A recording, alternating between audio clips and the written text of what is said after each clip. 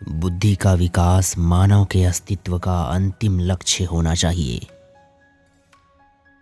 भाग्य में नहीं, अपनी शक्ति में विश्वास करो। हो सकता है कि समानता एक कल्पना हो, पर विश्वास के लिए यह जरूरी है। आप स्वाद को बदल सकते हैं, पर जहर को अमृत में परिवर्तित नहीं किया जा सकता। अच्छा दिखने के लिए नहीं, बल्कि अच्छा बनने के लिए जियो। मैं ऐसे धर्म को मानता हूं जो स्वतंत्रता, समानता और भाईचारा सिखाए। मेरी प्रशंसा और जय जयकार करने से अच्छा है मेरे दिखाए गए मार्ग पर चलो। उदासीनता लोगों को प्रभावित करने वाली सबसे खराब किस्म की बीमारी है। एक महान व्यक्ति एक प्रतिष्ठित व्यक्ति से अलग है क्योंकि वह समाज का सेवक बनने के लिए तैयार रहता है।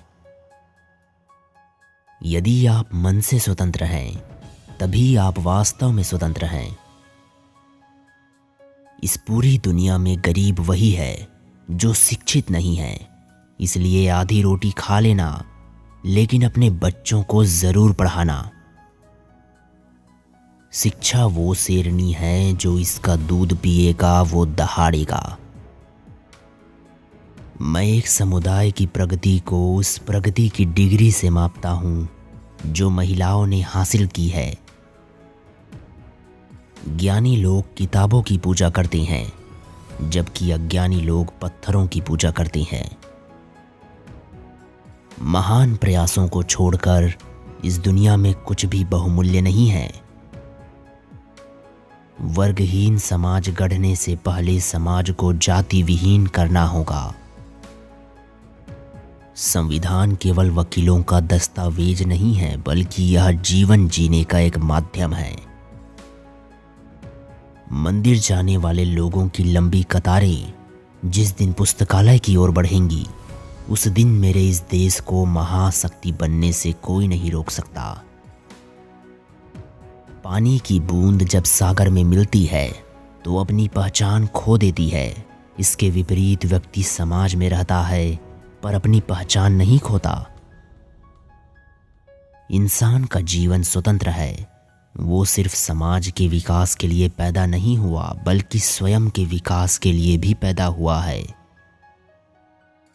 जो कौम अपना इतिहास नहीं जानती, वह कौम कभी अपना इतिहास नहीं बना सकती। शिक्षा महिलाओं के लिए भी उतना ही जरूरी है जितना पुरुषों के लिए।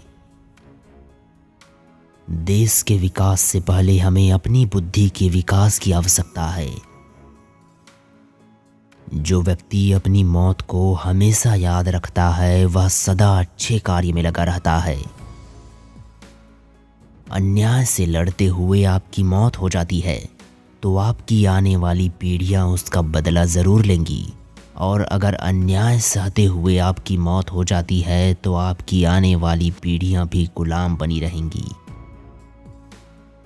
एक संविधान चाहे जितना बुरा हो, वह अच्छा साबित हो सकता है यदि उसका पालन करने वाले लोग अच्छे हों।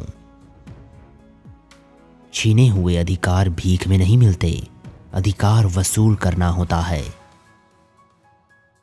शिक्षित बनो, संगठित रहो और संघर्ष करो। एक विचार को प्रसार की उतनी ही आवश्यकता होती है जितना कि एक पौधे को पानी की, नहीं तो दोनों मुरझाएंगे और मर जाएंगे। यदि हम आधुनिक विकसित भारत चाहते हैं तो सभी धर्मों को एक होना पड़ेगा।